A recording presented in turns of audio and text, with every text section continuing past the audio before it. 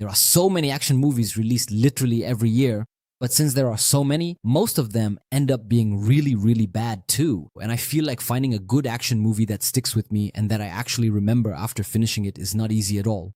It's really difficult.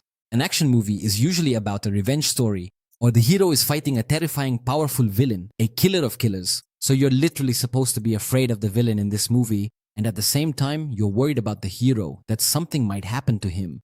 Even though we know that nothing actually happens to him in the end, but in this movie, you're actually afraid for the villains themselves because of the hero. I'm sure by now you know what I'm talking about. In this movie, the hero himself is literally the terrifying one. He's the powerful one. He's the one the villains themselves are scared of. Everyone who hears his name gets scared. Just his name alone. No one even dares to say it. They call him Baba Yaga, the hitman of all hitmen, the killer of killers. They are literally terrified of him, and he is John Wick. The movie John Wick is completely different from any other action film. I don't think I've ever seen anyone who doesn't like this movie. And since almost all of us have seen this movie and absolutely loved it, the question comes up, why John Wick in particular? Why is it different from so many other action movies that have come out over all these past years? And even though he goes around killing everyone in an extremely over-the-top way, you yourself don't cringe at it or feel like it's illogical. You actually feel that the hero is capable of killing all these people, even though if you look at him, he just looks like a completely ordinary guy. Long hair, peaceful appearance. Honestly, if I grabbed him myself, I feel like I could beat him up. Whereas in other action movies, they try to make the heroes super muscular, practically oozing testosterone and masculinity. But John Wick is just an average, ordinary guy. Yet at the same time, in the very next scene, after he runs his hand through his hair, he goes and kills 50 people, and you're not bothered by it. You're actually really, really happy about it. And you even believe that he really did kill them, and he did it better than any other hero who would do the same things John Wick does. So why John Wick specifically? And why is he different from the rest of the action heroes? Let's take a look together at the first 40 minutes or so of the film. How did they introduce the character of John Wick? The movie starts with a guy crashing his car, getting out, and we see him at his weakest moment. A very weak man, drenched in his own blood and dying. That's it. We don't know what happened. But we see that before he dies, he plays a video of a woman and watches her before taking his last breaths and passing out. So imagine with me that this is the very first scene you see in the film. So naturally, you'd expect that he was seeking revenge for his wife, the one he was watching in the video. Of course, you think some gang killed her and he got his revenge. And now he's dying, just like in any other action movie. But we'll find out later that this assumption is completely wrong. But keep in mind that at the start of the film, they show you that he's very weak before they show you his strength. So here we understand that he's just an ordinary person, and this is reinforced by seeing him wake up like anyone else, drink his coffee, and sit there remembering his wife. And we notice there are 2 cups of coffee, 2 sinks, everything in the house is for 2, for him and his wife, which means his wife has only recently died. In a quick flashback, we see she died of cancer. As he buries her in the gloomy, rainy atmosphere, he suddenly runs into the Green Goblin from the Spider-Man movie, and we find out that he's an old friend who came to offer his condolences. Then he receives a gift from his wife that she sent him before she died, and that is literally the hero of this movie. The main character of the film is a dog, along with a letter from her saying she got him this dog so he would have something to love and live with, and so it would be the last thing left of her scent. After that, we see him living happily ever after with the dog. He even lets the dog do its business in front of the house. But suddenly, while he's filling up his car with gas, that guy from Game of Thrones shows up and says to him, "Your car is really nice. How much would you sell it for?" He tells him it's not for sale. So the guy starts speaking Russian and insults him and tells him that everything is for sale. So John Wick uses Google Translate, starts speaking Russian too, insults him back, and walks away that same day. At night, his dog wakes him up. He quietly goes downstairs, only to find men in masks waiting for him. They hit him on the head.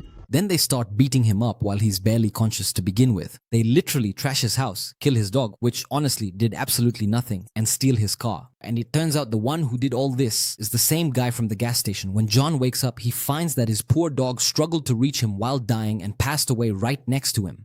He buries the dog. Now just look at how the film builds up his character and gets you incredibly hyped for everything that's about to happen to those thugs. They go to a car shop and tell the owner they want new license plates for the car.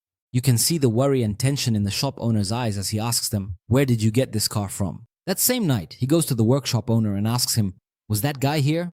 He tells him he was here. This takes us back to what happened when the guy was there. The workshop owner tells him to get out and kicks him out. Even though we find out that this guy is actually the son of a really powerful gang leader, the guy tries to argue with him. So the owner asks him, "Did you kill the owner of this car?" He tells him, no, I killed his dog, and starts acting dumb. So the owner laughs at him too. Then he hits the guy. His friend tells him, his father is the gang leader. He won't like that you hit him. He replies, he'll understand. But you can see that he's actually very worried and tense. Here you ask yourself, why is he so scared? And why is he even risking his life for John Wick in the first place? And then we go back to John Wick himself after the workshop owner asks him who killed his dog and stole his car.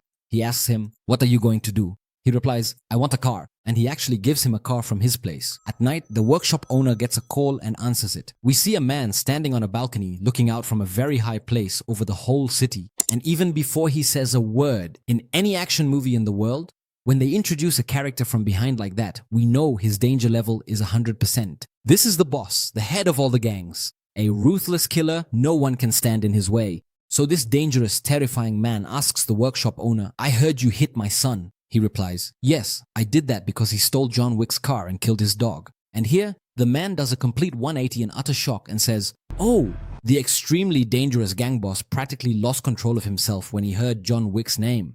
And the workshop owner hangs up on him, breathing heavily. This makes you as a viewer sit there wondering, who is this John Wick? And why are they all so terrified of him? His son arrives at the place, walking in a way that makes him think he's charismatic. He approaches his father, who gets close, hits him in anger, and throws his jacket. His son is confused, wondering what he did, but his father keeps going and continues beating him. He tells him, I'm not upset about what you did. I'm upset. Who did you do that to? So the son says he's a nobody, not even important. He tells him that nobody you're talking about is John Wick. Then we cut to John himself holding a hammer, going down to his basement and breaking the floor. And at the same time, the man is explaining to his son that he's called Baba Yaga. So the father tells him, you know, the boogeyman, and the boogeyman is a legendary monster that comes out in the dark. But his father says, no, he's not the boogeyman. He's the man we sent to kill the boogeyman himself. Of course, there's terror in the room. And he continues with his famous line that he once saw him kill 3 full-grown men with a pencil. 3 people. He killed them with a single pencil. And then he tells him that John Wick, because he once fell in love with someone, he wanted to repent and leave behind all the crime he was involved in. So this man gave him a task that no one else could accomplish, but he did it. And the bodies he buried that day are what built the empire of gangs that exists now. At the same time, John Wick is furious, smashing the floor and retrieving the weapons he had hidden. And here the man tells him, after your wife died just a few days ago, you go and kill his dog and steal his car. So his foolish son says, Dad, I was right to do what I did. So he mocks him and says, you're not going to do anything because you can't do anything.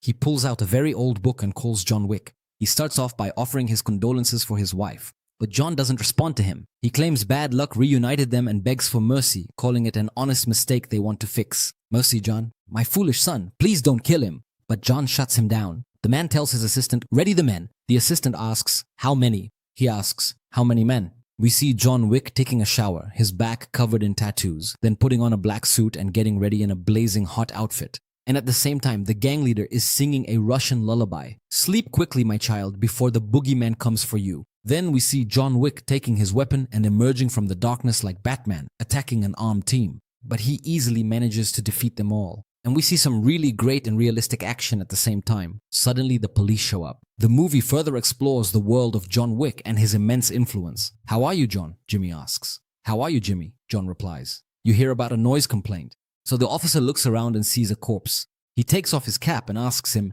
are you back to work again or what? He replies, I'm just cleaning up a few things. The officer gets really scared and says, I'll leave you now, John, good night, and quickly leaves. So just imagine, that's the government in John Wick's world. And then John Wick goes in and calls someone telling him, I want to book dinner for 12 people. And he brings out gold coins. An old man knocks on his door, greets him, and then some men come in to clean up the bodies of 12 people, remove everything, wipe and sweep. After they finish, he gives them the gold coins. After that, we see the gang leader put a $2 million bounty on John Wick's head. He goes to the same man who is John Wick's friend, the one we saw earlier, the Green Goblin from Spider-Man. He tells him to kill John Wick in exchange for the money, and he agrees. Here, we understand that they're all just killers. There's no real friendship involved. That's what makes the John Wick movie so brilliant. It's the idea of show me, don't tell me.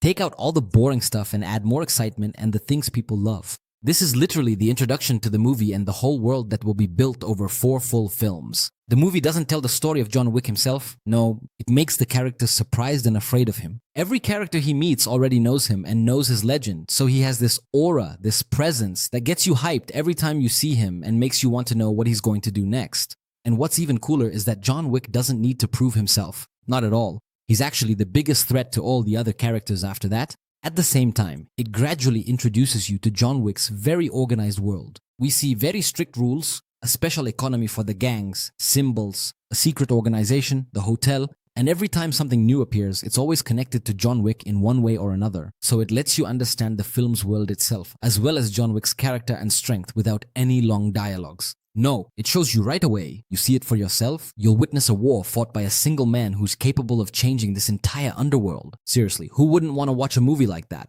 And the biggest advantage of the John Wick movie is that it doesn't fall into the same mistakes as other action films, like spending a lot of time at the beginning on really boring dramatic stuff. It sums up the whole thing with just a dog, his entire motivation for returning to the criminal world. All those conversations about his wife and everything else are condensed into just a dog, and all of that is wrapped up in some seriously intense action. The fights and battles in the movie aren't bad. They're not chaotic or anything, where you can't even follow what's happening. Because in a lot of action movies, the camera keeps shaking and moving around since they can't pull off a good fight scene. So they keep shaking the camera to cover up the mistakes with quick cuts here and there so you don't notice the errors. But in this movie, there are some really long one-shot scenes with incredibly enjoyable action. You can watch comfortably and you literally see every move with absolute clarity. And of course, what helped with that is that the actor Keanu Reeves is really great at action scenes. Not to mention that the film's director is actually one of the best action and fight scene coordinators in movies to begin with, and that's what gives the film this thrill. And after all that, even though John Wick is a legend, we don't see the character as unrealistic. No, it's not over the top like that. We see him reloading his gun and making mistakes just like anyone else. He gets hit when he's outnumbered. He gets injured when his opponents are strong, so it makes you believe the action and gives the character a lot of realism even though everything happening is unrealistic. So the goal here in the film isn't to present you with a hero who's impossible to kill. No. The idea is that he knows he could be killed, but he pays attention to the small details and advances beautifully because of that. This film isn't like any other movie, and at the same time, it showed us the story of a man who left the world of crime behind, but they woke up the beast that was sleeping, and now we just sit and watch him hunt them down in every part of the series. And that's what makes me love the John Wick series.